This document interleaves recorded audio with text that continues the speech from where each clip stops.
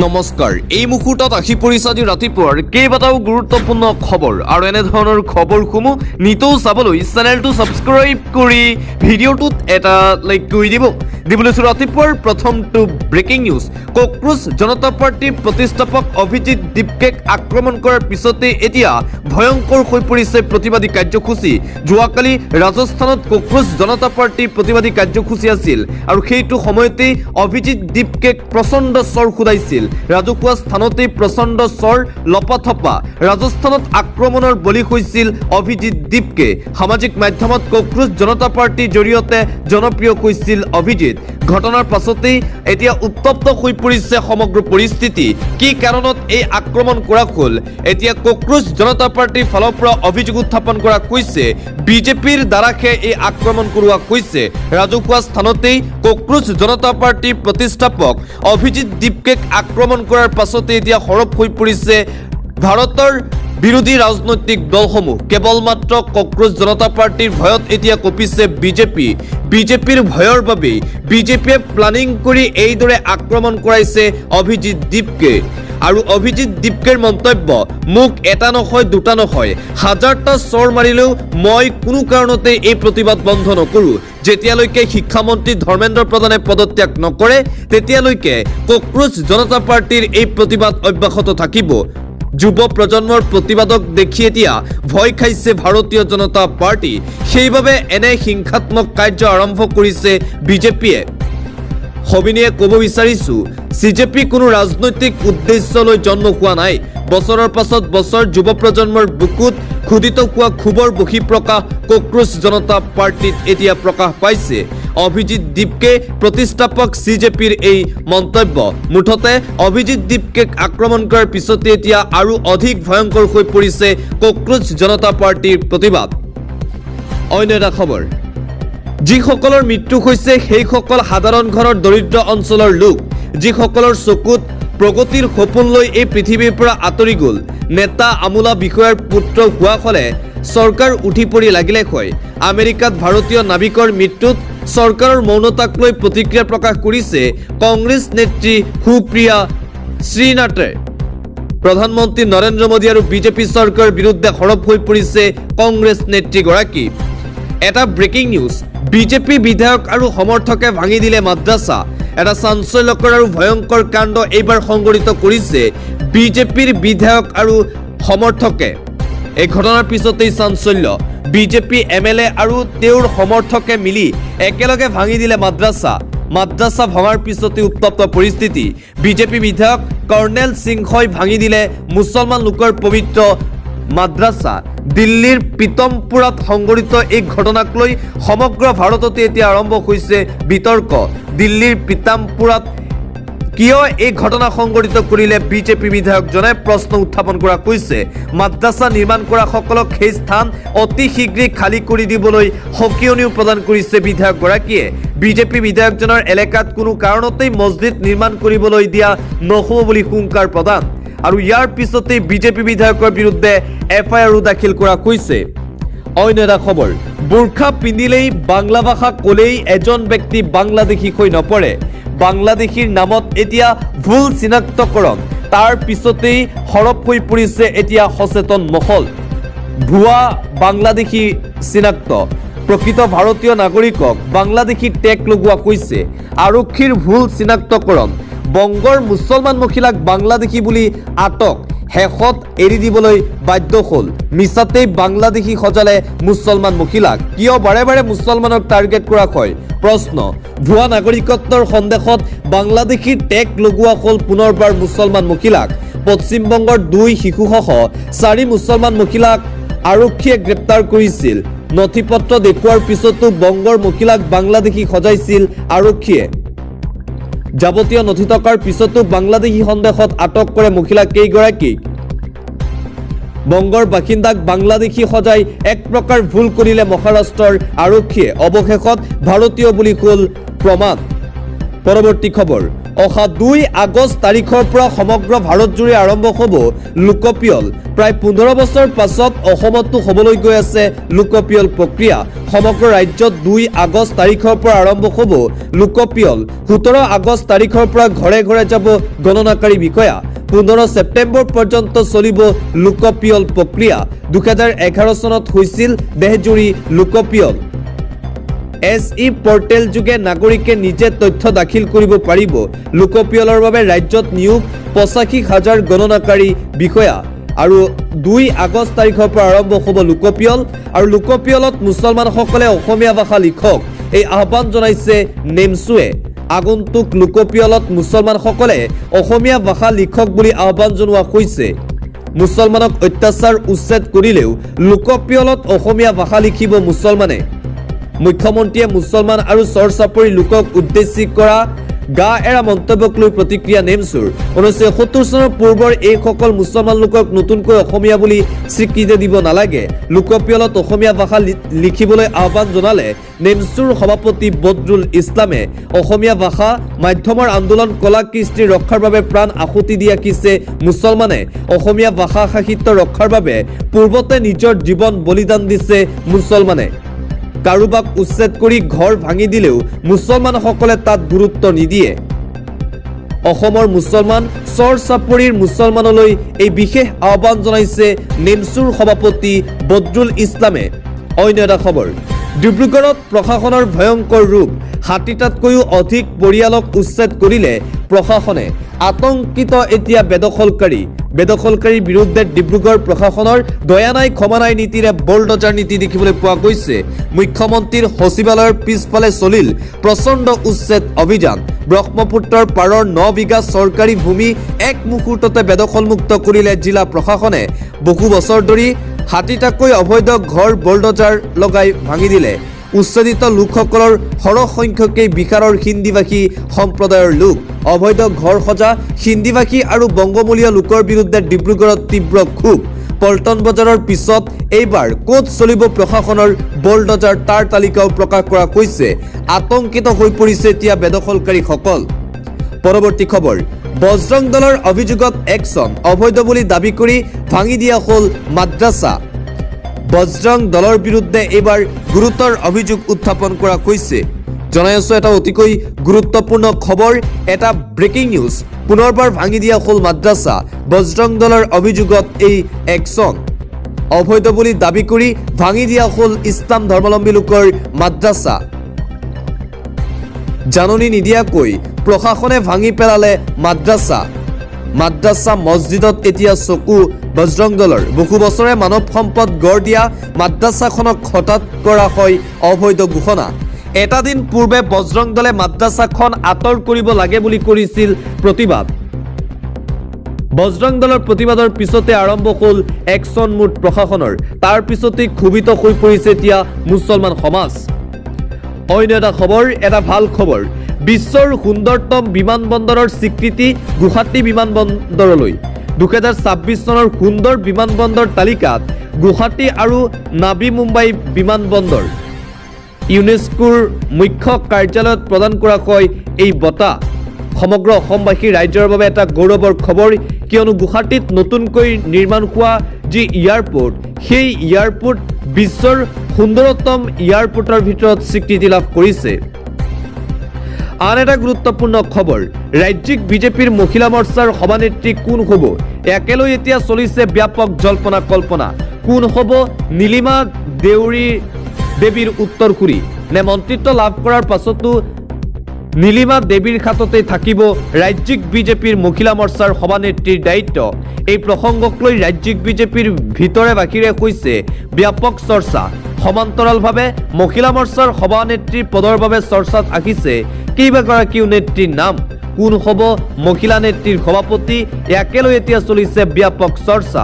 ৰাজ্যিক বিজেপিৰ মহিলা মৰ্চাৰ সভানেত্ৰী পদক লৈ ৰাজ্যত আৰম্ভ হৈছে এতিয়া জল্পনা কল্পনা। অন্য এটা খবৰ, জুবিন গাৰ্গৰ হত্যাৰ বিচাৰ প্ৰক্ৰিয়া এতিয়াও চলি আছে। যোৱাকালি সোমবাৰে 4জনৰ সাক্ষ্য গ্ৰহণ কৰে আদালতে।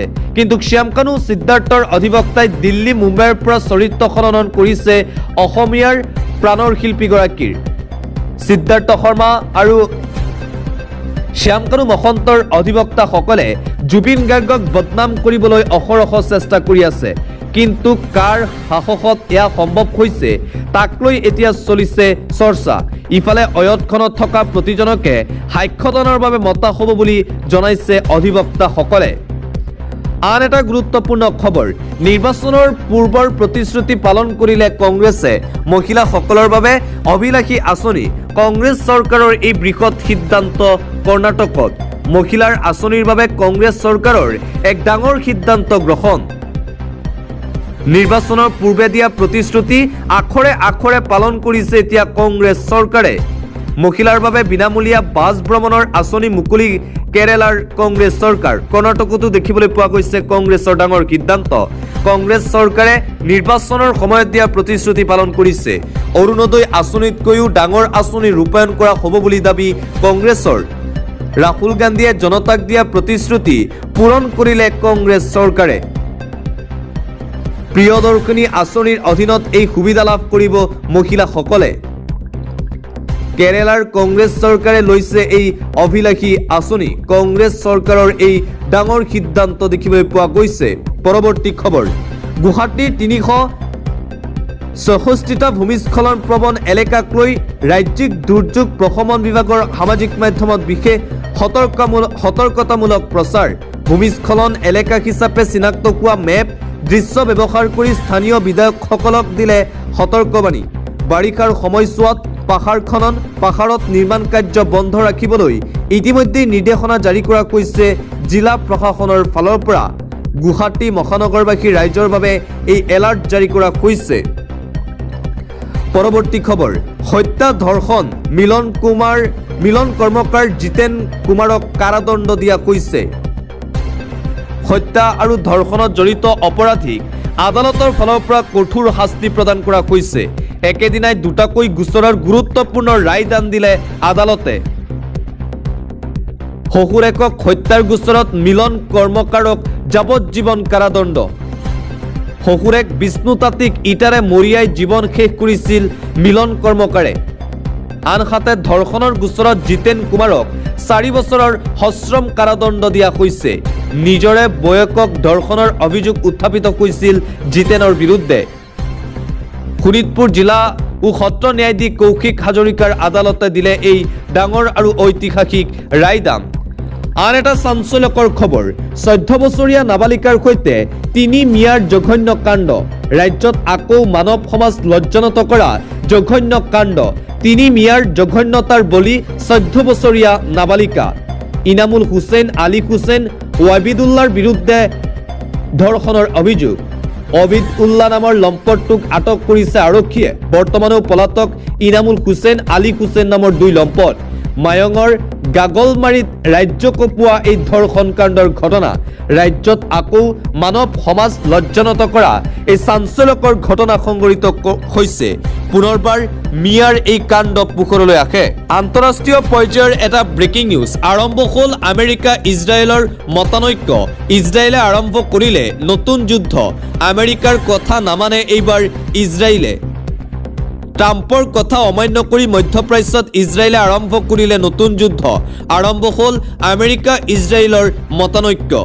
শান্তি চুক্তিৰ মাজতেই লেবাননত পুনৰ আক্ৰমণ ইজৰাইলৰ। লেবাননৰ 3খন চহৰত নিৰ্বিচাৰ বোমা নিক্ষেপ ইজৰাইলৰ। হিজবুল্লাক লক্ষ্য কৰি ইজৰাইলী সেনাৰ এই অভিযান। বেইৰুটত ইজৰাইলৰ আক্ৰমণত 3জন লোকৰ মৃত্যু। ধ্বংসস্তূপত পৰিণত হৈছে বৃহৎ অট্টালিকা।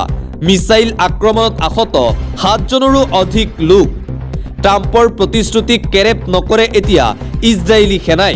চুক্তিৰ পাছত আক্ৰমণ নকৰে বুলি কৰিছিল দাবী। লেবাননত আক্ৰমণ বন্ধৰ দাবী কৰিছিল ইৰাণে। প্ৰস্তাৱিত চুক্তিৰ মাজতেই পুনৰ আক্ৰমণ ইজৰাইলৰ। মধ্যপ্ৰাচ্যৰ উত্তেজনাৰ মাজতেই নতুন বিতৰ্কৰ সূত্ৰপাত সৃষ্টি কৰিছে ইজৰাইলে। ট্ৰাম্পক অমান্য। 5000 ইৰাণী সেনাৰ মৃত্যুৰ খবৰ। আমেৰিকাই শেষ কৰিলে সভ্যতা। শান্তি চুক্তি হৈছে যদিও আমেৰিকাই এক প্ৰকাৰ শেষ কৰিলে ইৰাণক। এক চাঞ্চল্যকৰ তথ্য, শেষ হৈ গ'ল উন্নতিৰ শিখৰত থকা কেইবাখনো চহৰ। 5,000 ইৰাণী সৈনিকে দেশৰ বাবে হ'ল শ্বহীদ। যুদ্ধত ইৰাণৰ 27 লাখ লোকে হেৰুৱাইছে ঘৰ দুৱাৰ। বিশ্বৰ অন্যতম বৃহৎ তেল শক্তি থকা দেশ ইৰাণ তছনছ। 107 দিনৰ পাছত যুদ্ধৰ অৱসান ঘটিল। কিন্তু যুদ্ধৰ পাছত সমগ্ৰ বিশ্বতে অশান্তি বিয়পি পৰিছে। ইৰাণৰ মুঠ 2,221 জন লোক নিহত হৈছে এই যুদ্ধত। 22,000ৰো অধিক লোক আহত আমেৰিকাৰ আক্ৰমণত। ইৰাণৰ ভিতৰতেই 19 লাখ লোক স্থানচ্যুত হৈছে। ইৰাণৰ নৌসেনাক ধ্বংস কৰিছে এই যুদ্ধই। ইৰাণৰ অৰ্থনীতি শেষ কৰিছে আমেৰিকা যুক্তৰাষ্ট্ৰই। আৰম্ভণিতেই US ইজৰাইলৰ বোমা বিস্ফোৰণত 1444 জনৰ মৃত্যু হৈছিল।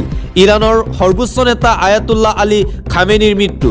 যুদ্ধত বিশ্বজুৰি GDP ধ্বংস আমেৰিকাৰ ভুলৰ বাবে। বিশ্ব অৰ্থনীতিৰ বছৰি $2.2 ট্ৰিলিয়ন ক্ষতি। বিশ্বত আকাশলংঘী হৈ পৰে সামগ্ৰীৰ দাম। ভাৰততে 88% খাৰুৱা তেল আমদানি কৰে। ইয়াৰে 50% উপসাগৰীয় দেশসমূহৰ পৰা হৰমুজৰ মাজেৰে আহে। হৰমুজ জাহাজ ধ্বংস, শ জাহাজ ডাইভাৰ্ট কৰাৰ বাবে ভয়ংকৰ পৰিস্থিতি। আমেৰিকাই মুঠতে শেষ কৰি দিলে বিশ্ব সভ্যতা। এটা জৰুৰী খবৰ, ৰাজ্যৰ সকলো চৰকাৰী বেচৰকাৰী স্কুললৈ আহি গ'ল ডাঙৰ নিৰ্দেশনা। কামৰূপ মহানগৰ জিলাৰ সকলো স্কুলৰ বাবে চৰকাৰে অতি জৰুৰী নিৰ্দেশনা জাৰি কৰে। ৰুটিন অনুসৰিহে শিক্ষাৰ্থীয়ে আনিব লাগিব কিতাপ। স্কুল বেগৰ বোজাক কমাবই লাগিব নিৰ্দেশনা দিয়া হৈছে। শ্ৰেণী অনুযায়ী শিক্ষাৰ্থীৰ স্কুল বেগৰ ওজন নিৰ্ধাৰণ কৰিছে শিক্ষা বিভাগে। প্ৰথম আৰু দ্বিতীয় শ্ৰেণীৰ শিক্ষাৰ্থীৰ স্কুল বেগৰ সৰ্বাধিক ওজন হ'ব 1.5 কেজি। তৃতীয়ৰ পৰা পঞ্চম শ্ৰেণীৰ শিক্ষাৰ্থীৰ স্কুল বেগৰ সৰ্বাধিক ওজন হ'ব 2 পৰা 3 কেজি। ষষ্ঠ আৰু সপ্তম শ্ৰেণীৰ শিক্ষাৰ্থীৰ স্কুল বেগৰ সৰ্বাধিক ওজন হ'ব 4 কেজি। অষ্টম আৰু নৱম শ্ৰেণীৰ শিক্ষাৰ্থীৰ স্কুল বেগৰ সৰ্বাধিক ওজন হ'ব 4.5 কেজি। দশম শ্ৰেণীৰ শিক্ষাৰ্থীৰ স্কুল বেগৰ ওজন সৰ্বাধিক 5 কেজি। স্কুলসমূহলৈ দিয়া হৈছে কঠোৰ নীতি নিৰ্দেশনা। এই নীতি নিৰ্দেশনা মানিব লাগিব। দৈনিক ৰুটিন অনুসৰিহে কিতাপ আনিব পাৰিব ছাত্ৰ ছাত্ৰীসকলে।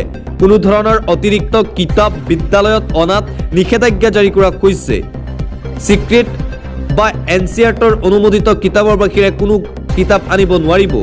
এটা শোকাবহ খবৰ, কুমকুম ভাগ্যৰ জনপ্ৰিয় অভিনেত্ৰী সঞ্চিতা উগালেৰ আত্মহত্যা। সমগ্ৰ বলিউড কঁপাই যোৱা এক ঘটনা। টেলিভিছন পৰ্দাত জনপ্ৰিয় অভিনেত্ৰী সঞ্চিতাৰ চৰমপন্থা। 30 বছৰ বয়সতে আত্মহত্যা অভিনেত্ৰীগৰাকীৰ। মুম্বাইৰ নিজৰ বাসগৃহতেই শোৱনি কোঠাত আত্মহত্যা। সাজন ঘৰ কুমকুম ভাগ্য দিলৱালে দুলখান লে যায়েংগে ছবিত কৰিছিল অভিনয়। আৰু এই ঘটনাৰ পিছতে সমগ্ৰ বলিউডত এতিয়া শোকৰ ছাঁ। কুমকুম ভাগ্যত অভিনয় কৰিছিল। বিকি কৌশলৰ সৈতে চাৱা চিনেমাতো অভিনয় কৰিছিল। মৃত্যুৰ 19 ঘণ্টা পূৰ্বে ছ'চিয়েল মিডিয়াত এক্টিভ আছিল সঞ্চিতা। ইনষ্টাগ্ৰামত শ্বেয়াৰ কৰিছিল ৰীল। সঞ্চিতাৰ হাত দেখিবলৈ পোৱা গৈছিল এটা কেমেৰাও। কিন্তু হঠাৎ আত্মহত্যাৰ পথ বাছি ল'লে সঞ্চিতাই। খুবেই হাঁহিমুখীয়া আছিল অভিনেত্ৰীগৰাকী। সঞ্চিতাৰ মৃত্যুত শোক প্ৰকাশ কৰিছে অনুৰাগীসকলে। এই ঘটনাৰ পিছতেই সামাজিক মাধ্যমত দেখিবলৈ পোৱা গৈছে শোক প্ৰকাশ। অন্য এটা খবৰ, কাশ্মীৰী মুছলমানক হত্যা কৰা আসিফ মুনিৰক শেষ সকিয়নি। লণ্ডনত প্ৰতিবাদ দেখিবলৈ পোৱা গৈছে। আসিফ মুনিৰৰ বিৰুদ্ধে এইবাৰ লণ্ডনত সাব্যস্ত কৰা হৈছে তীব্ৰ প্ৰতিবাদ। পাকিস্তানৰ বিৰুদ্ধে বিশ্বৰ প্ৰান্তে প্ৰান্তে প্ৰতিবাদ। লণ্ডনত কাশ্মীৰী জনতাৰ প্ৰতিবাদত পাক চৰকাৰৰ বিৰুদ্ধে। কাশ্মীৰী জনতাৰ মানৱ অধিকাৰ পাকিস্তানে কাঢ়ি লোৱাৰ অভিযোগ। জম্মু কাশ্মীৰ সাধাৰণ জনতাক হত্যা কৰি ৰাখিছে আসিফ মুনিৰে। কাশ্মীৰক হাৰাশাস্তি কৰি আনন্দ লুবিছে আসিফে। কাশ্মীৰৰ তেজ আমি অথলে যাবলৈ নিদিওঁ। আসিফ মুনিৰৰ বিৰুদ্ধে এদিন ওলাই আহিব সমগ্ৰ পাকিস্তানী। কাশ্মীৰী মৰিলেও ন্যায় লৈহে মৰিব। পাকিস্তানী ৰেঞ্জাৰলৈ আমি ভয় নকৰোঁ। লণ্ডনত শ ব্ৰিটিছ কাশ্মীৰী জনতাৰ এই ক্ষোভ দেখিবলৈ পোৱা গৈছে। আন্তঃৰাষ্ট্ৰীয় স্তৰত এইবাৰ প্ৰতিবাদ পাক চৰকাৰৰ বিৰুদ্ধে। লণ্ডনৰ সংসদ চৌহদত সমবেত হাজাৰ হাজাৰ ব্ৰিটিছ কাশ্মীৰী। পাকিস্তানী সেনাক পিঅ'কৰ পৰা উভতি যাবলৈ দাবী কৰিছে প্ৰতিবাদকাৰীয়ে।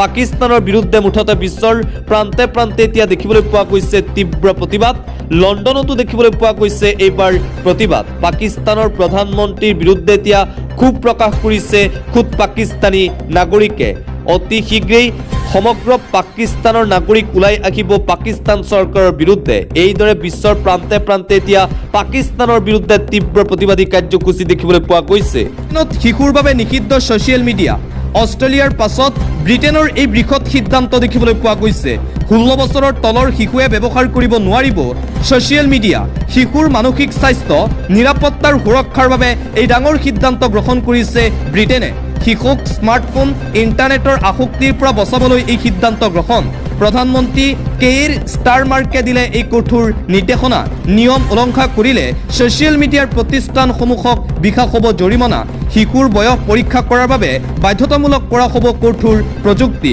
ব্ৰিটেনত দেখিবলৈ পোৱা গৈছে এই ডাঙৰ সিদ্ধান্ত ভাৰততো অতি শীঘ্ৰেই শিশুৰ বাবে সামাজিক মাধ্যম ব্যৱহাৰত নিষেধাজ্ঞা আনিব লাগে বুলি এতিয়া সচেতন মহলে দাবী উত্থাপন কৰিছে অষ্ট্ৰেলিয়াৰ পিছত ব্ৰিটেনত সম্পূৰ্ণৰূপে নিষিদ্ধ হ'ল শিশুৰ বাবে অন্য এটা খবৰ মাজ আকাশত হেলিকপ্টাৰৰ মুখামুখি সংঘৰ্ষ 6 গৰাকীকৈ ব্যক্তিৰ কৰুণ মৃত্যু হৈছে বুলি জানিব পৰা গৈছে সমগ্ৰ বিশ্ব জোকাৰি যোৱা আন এক হেলিকপ্টাৰ দুৰ্ঘটনা পুনৰ ভয়ংকৰ হেলিকপ্টাৰ দুৰ্ঘটনাই কঁপাই গ'ল দেশ মাজ আকাশতেই মৃত্যু 6 গৰাকীকৈ ব্যক্তিৰ দুই বিমানৰ মুখামুখি সংঘৰ্ষত জ্বলি চাই পাইলট সহ ক্ৰু মেম্বাৰ ব্ৰাজিলৰ ৰেডিঅ' জেনেৰত এই ভয়ংকৰ দুৰ্ঘটনা সংঘৰ্ষৰ পাছত জনবসতি অঞ্চলত খহি পৰে হেলিকপ্টাৰ দুখন ইলেক্ট্ৰিক কাৰ পাৰ্কিঙত দ্বিতীয়টো বিস্ফোৰণ চাৰখাৰ হৈ গ'ল 10ৰো অধিক ইলেক্ট্ৰনিক বাহন পুনৰ ভয়ংকৰ হেলিকপ্টাৰ দুৰ্ঘটনাই কঁপাই গৈছে সমগ্ৰ বিশ্ব